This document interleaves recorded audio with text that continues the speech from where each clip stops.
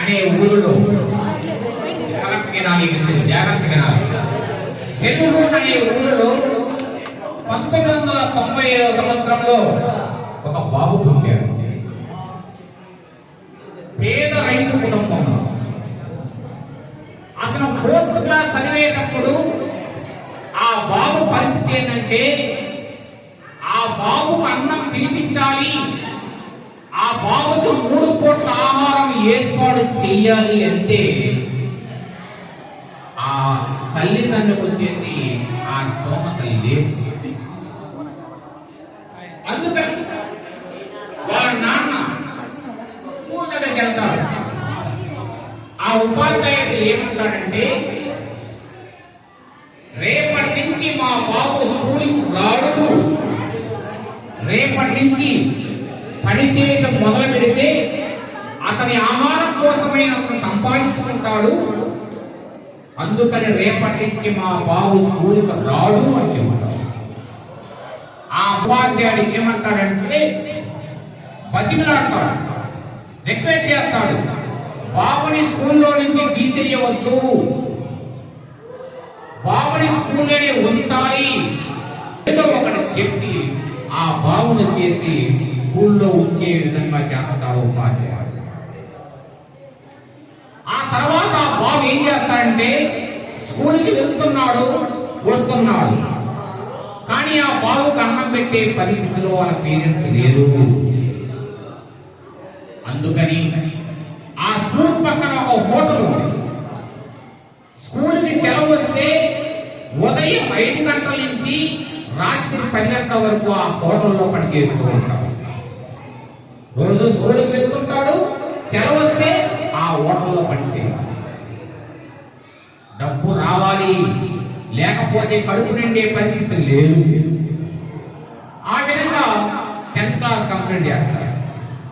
ఒక బుక్ ఉంటే మరొక బుక్ ఉండేది కాదు, బట్టలు సరిగా తొడుక్కునేందుకు ఉండేది కాదు. అలాంటి పరిస్థితులలో 10th కంప్లీట్ చేశాడు, ఇంటర్మీడియట్ ఫస్ట్ ఇయర్ కంప్లీట్ చేశాడు. తర్వాత అప్పుడు బిలో పావర్టీ లైన్ అనే స్కీమ్ కింద ప్రభుత్వం తరఫున స్కాలర్షిప్ వస్తుంది. ఆ స్కాలర్షిప్ తీసుకుందామని వాళ్ళ నాన్నతో పాటు ఈ బాబు కూడా ఆ అధికారి దగ్గరికి వెళ్తారు. ఆ అధికారి 10% లంచం అడుగుతాడు, 3000 రూపాయలు లంచం అడుగుతాడు. 30 రూపాయలకి ఆలోచించాల్సిన పరిస్థితి, 3000 రూపాయలు ఇస్తాం.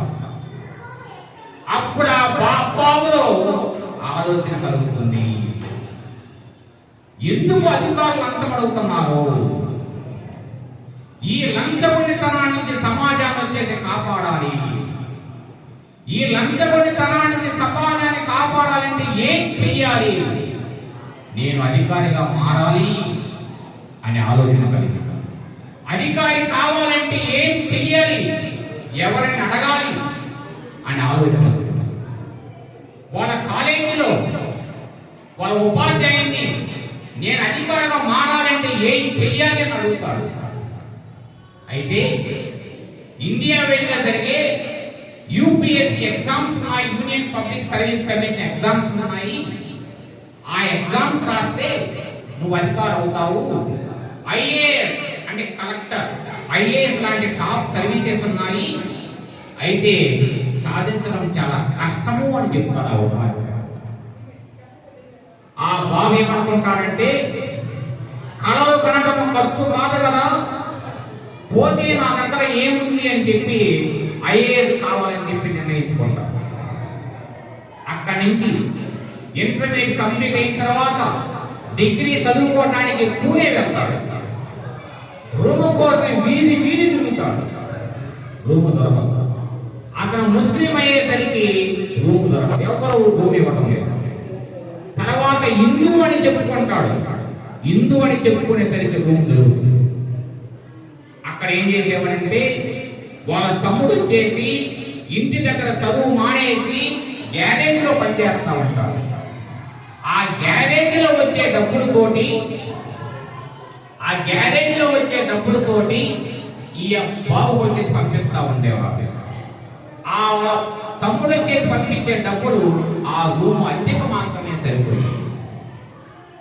వారానికి 2 రోజులు అన్నం తింటే మిగతా 5 రోజులు బెడ్డు బిస్కెట్ల పైన నీళ్ళ పైన ఆధారపడేవాడు.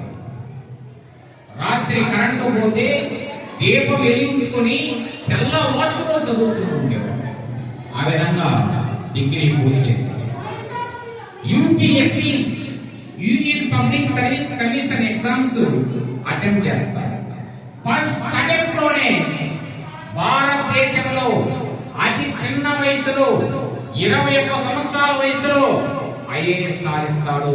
అతని పేరే షేక్ అన్సార్ అహ్మద్. తప్పకుండా కొట్టండి, షేక్ అన్సార్ అహ్మద్. 21 సంవత్సరాల వయసులోనే అతి చిన్న వయసులో ఐఏఎస్ సాధించిన వ్యక్తి ఎవరు అంటే షేక్ అన్సార్ అహ్మద్. విజయమా ఎంత గొప్ప విజయం ఆలోచించండి.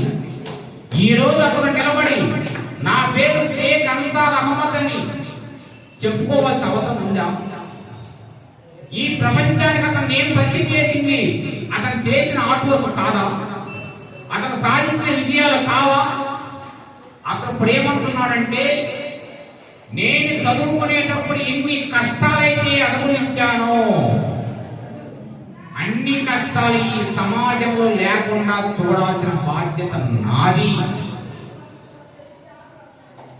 ఏ రోజైతే ఒక అధికారికి లంచం ఇవ్వాల్సి వచ్చిందో ఆ లంచం ఇవ్వకుండా పరిస్థితులు ఏర్పాటు చేయాలి. ఆ లంచగొండితనం నుంచి సమాజాన్ని కాపాడాల్సిన బాధ్యత నాది. ఏ రోజైతే నాకు రూలు దొరకలేదో, హిందూ ముస్లింల ఎంత భేదాభిప్రాయాలు ఉన్నాయా? వాస్తవానికి ఇద్దరు సోదరులమే కదా. హిందూ ముస్లిం బాయ్ బాయ్ అనే నినాదాన్ని చాటి చెబుతాను అని అంటున్నాను. అతని లక్ష్యం సాధించడానికి అతని పేదరికం అడ్డుపడిందా? అతని తిండి లేని పేదరికం అడ్డుపడిందా? బట్టలు లేని పేదరికం అడ్డుపడిందా? పుస్తకాలు లేని చదువు పేదరికం అడ్డుపడిందా? కావాల్సింది పట్టుదల. సాధించగలను అనే నమ్మకం. సాధిస్తాను, ప్రతిదీ సాధించగలుగుతాను అనే నమ్మకం. మీకు రమణారెడ్డి సార్ నాకు ఏమన్నారంటే, 10th క్లాస్ పిల్లలు బాగా భయపడుతున్నారు, ఏడుస్తున్నారని చెప్పాడు. ఇప్పటి నుంచి మీరు ఏడుస్తారా? మీకు వచ్చేసి యూనిఫామ్ ఉంది, టై ఉంది, బెల్ట్ ఉంది, చెప్పులున్నాయి, చూస్తున్నాయి, అన్ని ఉన్నాయి. ఎవరు ఏర్పాటు చేశారు? మీ పేరెంట్స్ ఏర్పాటు చేశారు. ఆ బాబుకు వచ్చేసి వాళ్ళ పేరెంట్స్ ఏర్పాటు చేయగలిగారా? ఈ రోజు మీ తల్లిదండ్రులు వచ్చేసి, మీ మదర్ వచ్చేసి ఉదయాన్నే బ్రేక్ఫాస్ట్ చేసి మిమ్మల్ని పంపిస్తా ఉంది, మధ్యాహ్నం భోజనం క్యారేజీలు పంపిస్తా ఉంది, సాయంత్రం మీరు ఇంటికి పోయి స్నాక్స్ రెడీ చేస్తుంది, రాత్రి డిన్నర్ అరేంజ్ చేస్తుంది. మీ నాన్నగారు వచ్చేసి ఎంత డబ్బులు అవసరం అవుతాయో అవన్నీ సమకూర్చడానికి రోజంతా పనిచేస్తూ ఉన్నాడు. ఏదో ఉద్యోగం కావచ్చు, కావచ్చు. మీరు ఎక్కువ మీ పేరెంట్స్ థ్యాంక్స్ చెప్పారా? చెప్పాలి. మీరు గర్భంలో ఉన్నప్పటి నుంచి ఈ రోజు వరకు మీ మీద కానీ మీ తల్లిదండ్రులు ఖర్చు పెట్టకపోతే ఈ రోజు మీ పేరెంట్స్ కోటీశ్వరులు కాదా? లక్షాధికారులు కాదా? ఒక ఆశిపలు అయ్యేవారు కాదా? అలాంటి వాళ్ళకి మీరు ట్యాక్స్ చెప్పాల్సిన అవసరం ఉందా లేదా అని అడుగుతారు. అని చెప్తారా? మీలో భయపోయిందా?